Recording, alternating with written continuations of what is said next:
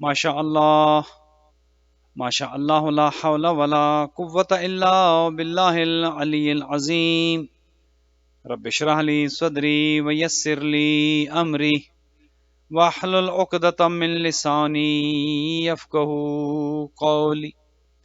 A'udhu billahi minash shaitanir la'inir rajim. Bismillahir rahmanir rahim. Alhamdulillahi rabbil alamin. الحمد لله كما هو أهله الصلاة والسلام على سيدنا ونبينا طبيب قلوبنا وشفيع ذنوبنا سيدنا وسيد الثقلين جد الحسن والحسين أبي القاسم محمد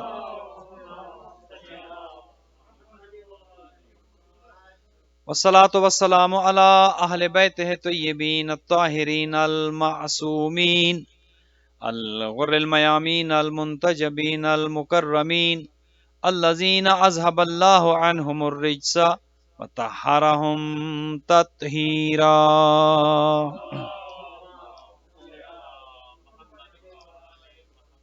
رحمة الله على أحبابهم وأصحابهم وشيعتهم ومحبيهم أجمعين ولعنة الله على أعدائهم وقاتليهم وظالميهم من الآن إلى قيام يوم الدين. أما بعد، فقد قال الرحمن في كتاب الفرقان وقوله الحق وهو أصدق الصادقين. بسم الله الرحمن الرحيم. يا أيها الذين آمنوا كتب عليكم الصيام كما كتب على الذين من قبلكم لعلكم تتقون.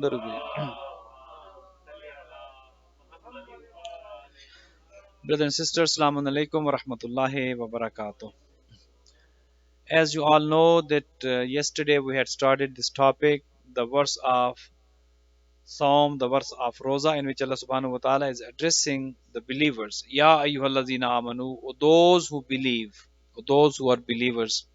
Kutiba alaykumus siyamu, I have made the obligation of fasting upon you. Kama kutiba alal lazina min qablikum la'allakum tattaqun, like it was obligated for the nations before you. And in the last couple of words, the purpose of the fasting has been mentioned. La'allakum tattaqun. Why this fasting has been made obligatory upon you? Why this fasting in the month of Ramadan is wajib upon you? The reason and the purpose for that is la'allakum tattaqun. So you become pious. You become muttaqi. You become a good one. You become a nice human being. The purpose behind all these ibadat, why we pray, why we fast in the month of Ramadan, why we do charity, all what we do, the purpose behind is we become muttaqi.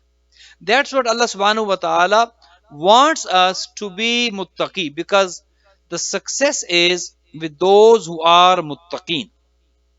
As I mentioned in the yesterday's speech, there are several stages before muttaqin. For example, there is a stage of muslimin. Somebody enters into the gateway of Islam and becomes a Muslim. But that's not a success. That's not an ultimate success that somebody says that I'm a Muslim and that's all. That's my job is. No. That's how it starts. Now you have entered into a family of Muslims. Now you are obligated to do certain actions. Now there are some haram things that you have to stay away. Now there are some wajib things that you have to do. You have to act upon. Now you are a Muslim, so all those rules and regulations, they apply upon you. Now, since you are a Muslim, there are some boundaries and there are some lines that you cannot cross. If you are not a Muslim, these rules do not apply to you. You are not a Muslim. So, you are a free person. But when you come into an Islam, now do not think that you are a free person. The concept of freedom that what we have, sometimes, the youngsters, they talk about that. It's a free world. I'm a free person and I can do whatever I want to because I am a free person living in a free country, living in a free world. I'm sorry to say that it is not true. It's not true in Islam. You can say, if you are not in Islam, if you are not a Muslim, you can say, I'm a free person, I'm going to do whatever I want to do it.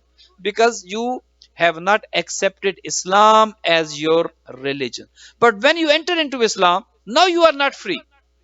Means that now there are certain rules they apply upon you. Now there are certain yield signs that you, when you are like driving, there are some signs that you look upon it. There is a yield sign that you slow down. You look on the right and left and then you go. There's a stop sign that you have to stop. Similarly, in the religion of Islam, there are so many signs like this. There are lot of signs that you have to stop. You cannot move on. You cannot go ahead. You have to stop. That is the line. Sometimes you are allowed to do something, like mustahabat, makruhat. There are so many things, but there are rules and regulations. They apply upon you. So do not think and assume that you are a free person. There is no such thing in Islam. You are a slave. That's what we call it, banda. Banda in English you can translate as a slave. Like a slave cannot perform his duties with his own will. He has to listen to his Aka, he has to listen to his master, he has to do what his master says. Similarly, we are not a free person. We are slaves of Ali Muhammad. We are slaves of the Holy Prophet. We are slaves of Allah subhanahu wa ta'ala. So all these rules and regulation, what my Imam wants from me, I have to do it. I'm obligated to do it. What the Holy Prophet wants it from me, I have to do it. And what Allah subhanahu wa ta'ala wants from me, I have to do it. And if I do not do it, it means that I'm committing something illegal. I'm doing something haram because I'm not abiding by the rules and regulations of Islam. So the reason that Allah subhanahu wa ta'ala had made the fasting in the month of Ramadan wajib la'allakum tattaqun. Now what is taqwa? Taqwa is not that you pray, you come on the prayer mat and you say Allahu Akbar and you think that you are going to be muttaqi. Taqwa does not come just by fasting. If you fast in the month of Ramadan and you say that because this ayat says that kutiba alaykum as-siyamu kama kutiba alal ladzina min qablikum la'allakum tattaqun, I'm going to fast so I become muttaqi. So there are so many things like that. Each and every action that we perform, we do not think and we cannot assume that just because of this action I'm going to be muttaqi. So what it is then? So how we can be muttaqi then? How we can attain taqwa? How we can achieve taqwa? How we can become muttaqi? So the answer to this question is we have to do a little bit of everything. Each and everything. It's a package. It's not just namaz, it's not just roza, it's not just tilawat Quran, it's not just amr bil maruf nahi anil munkar, but it's each and everything of these. For example, number one, aqaid. The aqaid should have been clear. If your beliefs are not clear, no matter how good performer you are, no matter how good actions you perform, if the belief is not strong, is not clear, is not right, the actions have no validity. Because it's like a foundation. Your belief is a foundation. If belief is clear, then you construct a building, you build a wall on that. That wall is going to be straight and strong. But if the belief is not right, for example, and we build a building upon it, it's going to collapse sooner or later. It's not going to stay. So to become muttaqi, how we can become ahle taqwa or muttaqi, the first thing that we have to consider is that how are our beliefs? हमारे अकायद कैसे हैं? Where do we stand in our beliefs? Are they clear? The belief of Tawheed, like, for youngsters, when you go to school or Sunday school or when you go to an Islamic school, the first thing that they teach you is usul din, the roots of religion, the basics of your religion, the foundation of your religion. Those are aqaid, those are beliefs. There's no actions with that, but you have to believe in them. So if beliefs are not clear, no matter what you do, we are not going to attain taqwa. We are not going to be muttaqi. So first, all our beliefs should have been clear. For example, the belief of Tawheed. Are we clear in our belief of Tawheed? Yes or no? If yes, then Alhamdulillah, we are on the right path. Sooner or later, we are going to get taqwa. But if the belief of Tawheed is not clear, We don't even know that who is our creator. We don't even know that how many creators we have. We are confused that who is the one who creates, who is the one who makes the shapes in the, when before the baby was born, who is the one who makes rain to happen, who is the one who gives rays. So if we are not clear in our belief and then we think that we are going to be muttaqi, unfortunately it's not going to happen. First we have to make our beliefs clear that who is our Lord, who is Master, what are his jobs, what does Allah do, what can he do, and what is Allah subhanahu wa ta'ala's thing that he does. For example, mauto hayat, to send somebody into this world and to call somebody back. Whose job is this? Allah subhanahu wa ta'ala. Who does that? Allah subhanahu wa ta'ala. Neither Imam has control on it, neither any Nabi has control on it, neither Malakul Maut has any control on it. The Malakul Maut is bound to do what Allah subhanahu wa ta'ala commands to him. It's the order of Allah subhanahu wa ta'ala. Malakul Maut is not the one who gives death. Malakul Maut, Maut nahi deta. Malakul Maut is a servant of Allah subhanahu wa ta'ala. Malakul Maut is also like an abd, like a slave of Allah subhanahu wa ta'ala. So we have to make all of these beliefs clear, so we become on the path of taqwa. So I was trying to mention this one and make this point clear, that taqwa just does not come with one ibadat. Like with prayer, we say that we pray, we are going to be muttaqi. We say that we do fasting in the month of Ramadan, we are going to be muttaqi. So how can we become muttaqi? It's a little bit of everything. नमाजें भी पढ़नी हैं, रोजे भी रखने हैं, नेकियां भी करनी हैं. We have to good to be our parents, we have to good to be our brothers and sisters, we have to respect our teachers, we have to respect our neighbors, we have to respect our community members, we have to make sure that it's a package, that the package of Islam, that we look at it and then we try to follow the rules and regulations of Islam.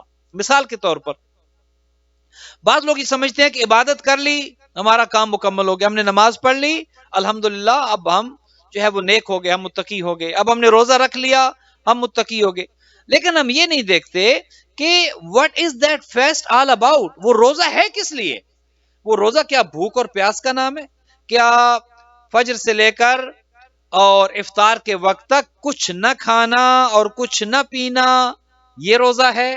یہ روزے کا ایک حصہ ہے. It's a part of fasting, it's not a whole fast. بھوکا رہنا, پیاسا رہنا, it's not a whole fast, it's a part of it. تو اب آپ مجھ سے سوال کر سکتے ہیں, so what is the real fast then? Again answer پھر وہی ہے کہ it's a little bit of ایوری تھنگ. سب کچھ اس میں ہوگا تو روزہ صحیح ہوگا. جو آپ روزہ سمجھ رہے ہیں وہ تو پیٹ کا روزہ ہے. جو کھانے پینے سے جس کا تعلق ہے وہ تو پیٹ کا روزہ ہے, وہ تو جسم کے ایک عضو کا روزہ ہے, وہ تو جسم کے ایک حصے کا روزہ ہے. not the whole body is fast. اللہ سبحانہ و تعالیٰ کیا مانگ رہا ہے؟ تم پر روزے فرض کیے گئے, تم پر, تمہارے پیٹ پر نہیں, تمہارے سٹامک پر نہیں, تمہاری زبان پر نہیں. کوتبہ علیکم الصیام, تم پر روزے فرض کیے گئے. اب جب بات تم کی آتی ہے تو تم میں کیا صرف پیٹ آتا ہے؟ جب ہماری بات ہوتی ہے تو کیا صرف پیٹ ہے؟ نہیں, اس میں ہماری آنکھیں بھی ہیں. جب ہماری بات ہوتی ہے اس میں ہمارا منہ بھی ہے, ہماری ناک بھی ہے, ہمارے کان بھی ہیں, ہمارے ہاتھ بھی ہیں, ہمارے پاؤں بھی ہیں, ہمارا دماغ بھی ہے. اب میں آپ سے پوچھتا ہوں کہ اللہ نے تو ہم پر روزے فرض کیے اور ہم نے روزہ اپنے پیٹ پر فرض کر لیا. ہم نے یہ سمجھا کہ روزہ تو فقط پیٹ کا ہے, حالانکہ ایسا نہیں ہے. تو جب ہم روزہ رکھ رہے ہیں تو چلیں ایک آرگن کا روزہ تو ہو گیا. The job has been done. If we are not eating or not drinking, alhamdulillah, one part of our body is fasting. کیا باقی جسم بھی روزے میں ہے؟ کیا باقی جسم بھی روزے سے ہے؟ کیا جسم کے دیگر آرگنز بھی روزے سے ہیں؟ اگر ہیں تو الحمدللہ روزہ ہے. Otherwise, maybe 5% of our body is fasting. The rest 95% of body is not fasting. آنکھوں کا روزہ ہے یا نہیں؟ زبان کا روزہ ہے یا نہیں؟ جھوٹ بول رہے ہیں تو زبان کا روزہ کہاں رہا؟ If someone is lying and saying that I'm fasting, no, I'm sorry, you are not fasting, because your tongue is not fasting. آپ جھوٹ بول رہے ہیں, اور جھوٹ بولنے والا روزے سے نہیں ہوتا. آپ کے تو پیٹ کا روزہ ہے. سن کیا رہے ہیں؟ کیا غیبت سن رہے ہیں؟ غیبت سننے کے لیے آپ کے پاس ٹائم ہے؟ کیا موسیقی سننے کے لیے آپ کے پاس ٹائم ہے؟ کیا آپ غیبت سنتے ہیں، موسیقی سنتے ہیں، حرام سنتے ہیں؟ کیا if you are listening to all that, that it means that your ear is not fasting. Your stomach is fasting, but ear is not fasting. تو ہم نے کیا کرنا ہے؟ We have to make sure that the whole body is fasting. And then you can say that I'm fasting. And then you can achieve what Allah subhanahu wa ta'ala wants from us, and that is taqwa. تقوی کیسے حاصل ہوگا؟ جب پورے کے پورے جسم پر روزہ لاگو ہوگا، یا یوں کہوں جب پورے کے پورے جسم پر دین لاگو ہوگا. یہ بھی تو ہے نا. بعض اوقات ہم کیا سمجھتے ہیں کہ دین فقط ہم پر لاگو ہے جب ہم مصلی پہ کھڑے ہوتے ہیں تب ہم دیندار ہیں، یا جب ہم حج کے لیے جاتے ہیں تو ہم دیندار ہیں، ہم عمرہ کرنے جاتے ہیں تو ہم دیندار ہیں، ہم زیارت کرنے کے لیے جاتے ہیں تو ہم دیندار ہیں، باقی جب ہم دنیا کے کام کر رہے ہیں تو ہم دنیا دار ہیں. ایسا شریعت میں کوئی عمل نہیں ہے کہ پارشلی آپ دنیا دار جب دنیا کے لیے ہے تو پھر کہیں کہ حلال حرام کی کوئی تمیز نہیں، حلال کماؤں حرام کماؤں، کسی نامحرم کو دیکھوں، موسیقی سنوں، حجاب کروں یا نہ کروں، جھوٹ بولوں، غیبت کروں، جو کچھ کروں میں کر سکتا ہوں چونکہ اس وقت میں نے دنیا داری کی ٹوپی پہنی ہے. اور جب میں دینداری کی ٹوپی، یہ جو ماہ رمضان میں ایک ٹوپی آ جاتی ہے ہر کسی نے سر پہ پہنی ہوتی ہے، آج کل تو خیر وہ ایک ایسا خواتین میں تو خیر ویسے ہی ختم ہو گیا سر ڈھانپنے کا، بھائیوں میں بھی ختم ہو گیا. یہ سنت ہے، سر کو ڈھانپنا یہ مردوں کے لیے بھی سنت رسول ہے. اب تو ایک فیشن ہے نا کہ بال خراب ہو جاتے ہیں. یہ آپ دیکھ رہے ہیں جو حالت جو آج کل ہو رہی ہے کرونا سے، کیسے کیسے نوجوان مر رہے ہیں، خوبصورت نوجوان، کڑیل نوجوان. آج بلکہ کراچی میں مولانا اون محمد نقوی صاحب قبلہ کا بھی انتقال ہوا ہے. خدا ان کی مغفرت کرے، خدا ان کے درجات بلند کرے اور ان کی منازل آخرت کو آسان کرے. اور کل ہمارے مسعود رضوی صاحب کے بھائی کی برسی تھی، خدا ان کے بھی درجات کو متعالی کرے اور ان کو جوار رحمت میں جگہ دے. اس کے علاوہ جتنے بھی مومنین و مومنات دنیا سے چلے گئے سب کی منازل آخرت کو خدا آسان کرے. مرنا تو ہے نا ایک دن، آج مریں کل مریں، جلدی مریں دیر سے مریں، سب نے مرنا ہے.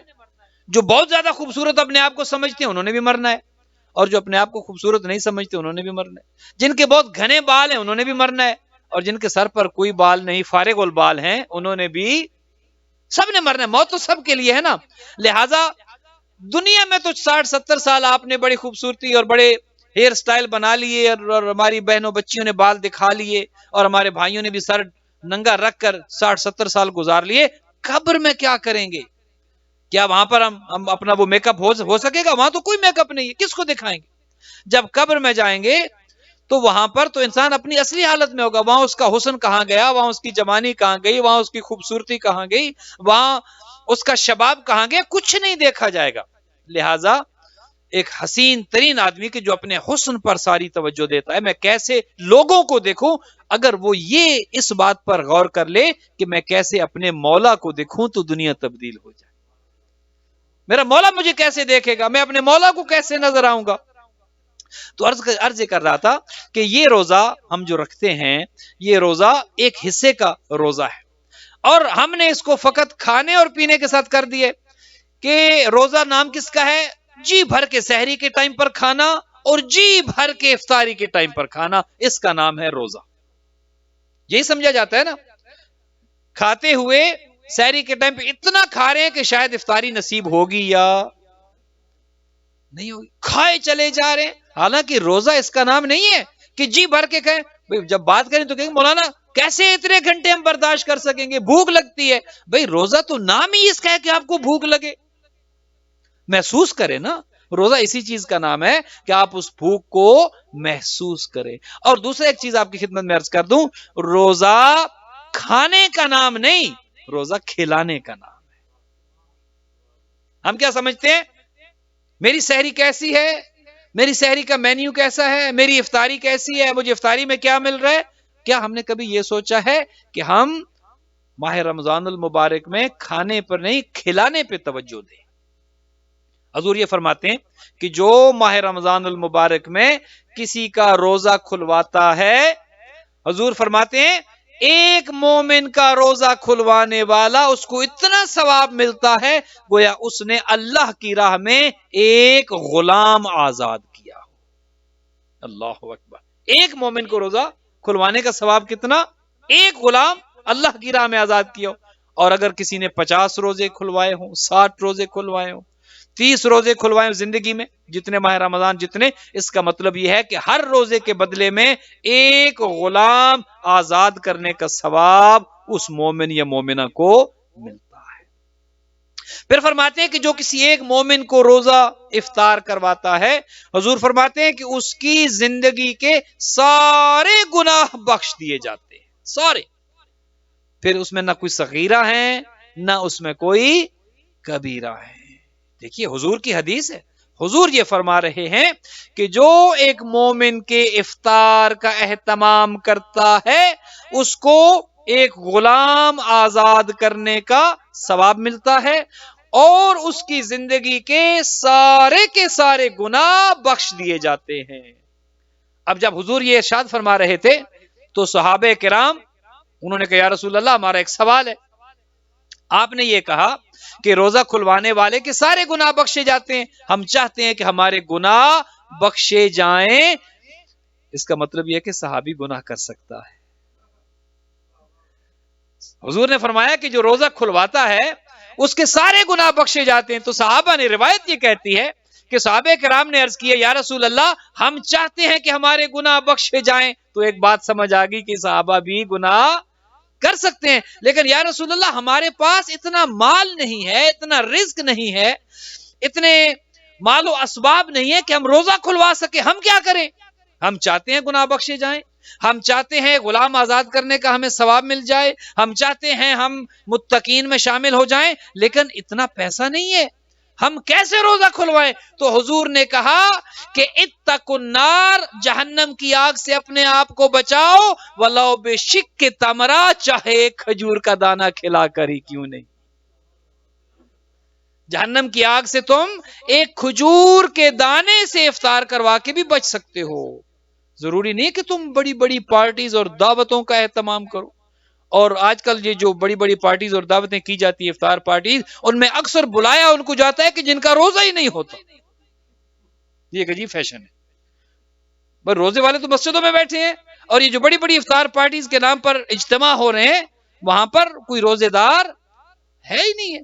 تو لہٰذا اگر ثواب لینا ہے تو روزہ دار کو روزہ کھلوانا ہے، جو سارا دن کھاتا پیتا رہا اور منہ صاف کر کے آگے آپ کی پارٹی میں، اس کو کھلانے کا ثواب علیحدہ سے ہوگا، لیکن روزہ افطار کرانے کا ثواب نہیں ہے، وہاں پر گناہ نہیں بخشے جائیں گے. تو حضور نے کیا کہا؟ وَلَوْ بِشِقِّ تَمْرَةٍ، چاہے ایک کھجور کے ساتھ ہی کیوں نہ ہو، وَلَوْ بِشَرْبَةٍ مِّن مَّاءٍ، اور چاہے پانی کے ایک گھونٹ کے ساتھ ہی کیوں نہ ہو. اللہ اکبر، اتنا ثواب ہے پانی کا ایک گھونٹ. یہ اصل میں ہم نے جو ہے نا اپنی زندگیوں کو خود مشکل بنا دیے تکلفات کے ساتھ.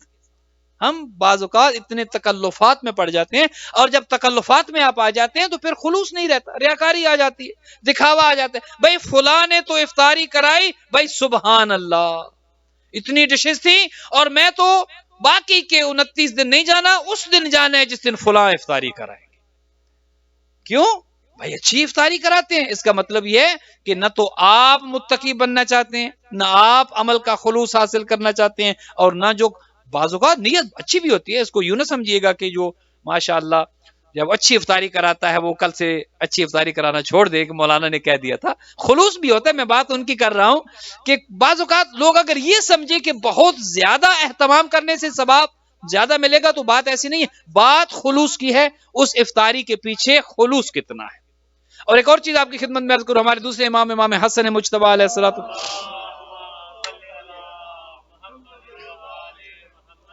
امام کا دسترخوان جو ہے وہ مشہور ہے، اور ماشاءاللہ آپ سب ہمارے اپنے دوسرے امام کے ماننے والے ہیں، اور آپ سب دسترخوان اپنے اپنے گھروں میں سجاتے ہیں.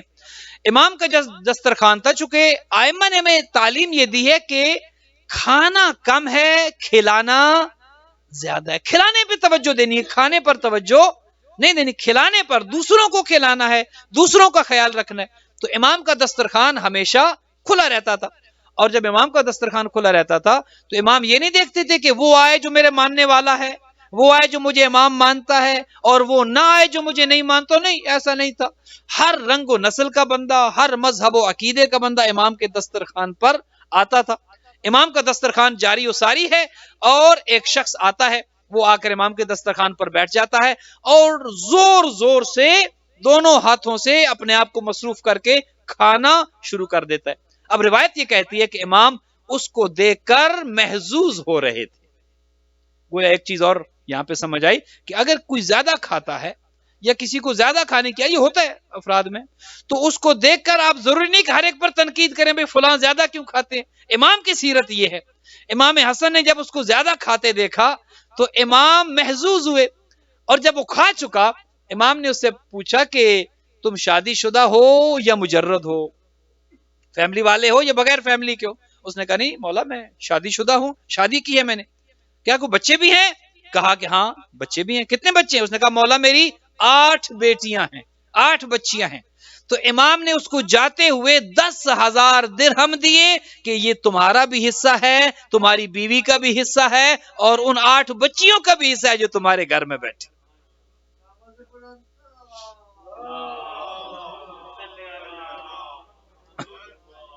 کس کی سیرت ہے؟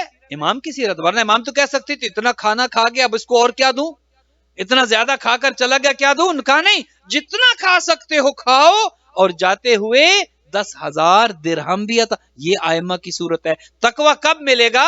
جب ہم کھانے کی بجائے کھلانے پہ توجہ کریں۔ ایک شخص غریب شام کے دسترخوان پر گیا، مولا علی کے، امام حسن کے، اہل بیت کے دشمن کے دسترخوان پر گیا، ان کا بھی دسترخوان تھا، لیکن فرق ہے، اہل بیت کا بھی دسترخوان ہے اور دشمنان اہل بیت کا بھی دسترخوان ہے۔ یہ بات ذرا توجہ طلب ہے، ذرا توجہ سے سماعت فرمائیے گا۔ دسترخوان دونوں کا ہے، اہل بیت نے بھی کھلایا ہے اور دشمنان اہل بیت نے بھی کھلایا ہے۔ کوئی یہ نہ سمجھے کہ ان کا دسترخوان نہیں ہوتا تھا، وہ بھی کھلاتے تھے، وہ بھی درہم و دینار دیتے تھے، وہ بھی جھولیاں بھرتے تھے، لیکن فرق یہ ہے اہل بیت جب کسی کو اپنے دروازے پر بلاتے تھے تو آنے والا اپنے آپ کو حقیر نہیں سمجھتا تھا۔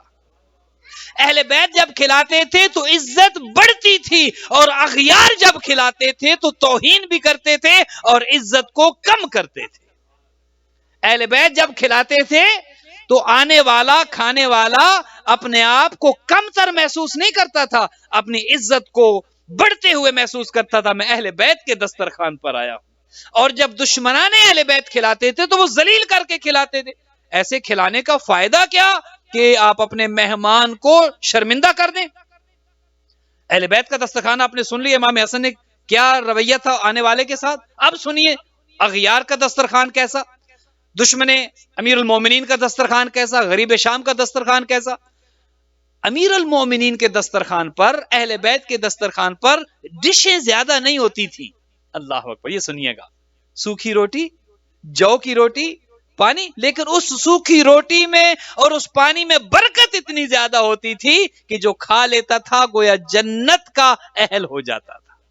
برکت اتنی ہے، جس کے پیٹ میں اہل بیت کی غذا چلی جائے کتنی بڑی برکت ہے، اہل جنت میں سے ہو جانا انسان اتنی۔ اور جب دشمنان اہل بیت، حالانکہ ڈشز وہاں پر زیادہ ہیں، طرح طرح کے کھانے ہیں، تو غریب شام نے دسترخوان سجایا اور ایک شخص کو، اور بھی کھا رہے ہوں گے، ایک شخص کو بلایا۔ اب جب وہ شخص کھانے لگا تو اس نے لقمہ توڑا۔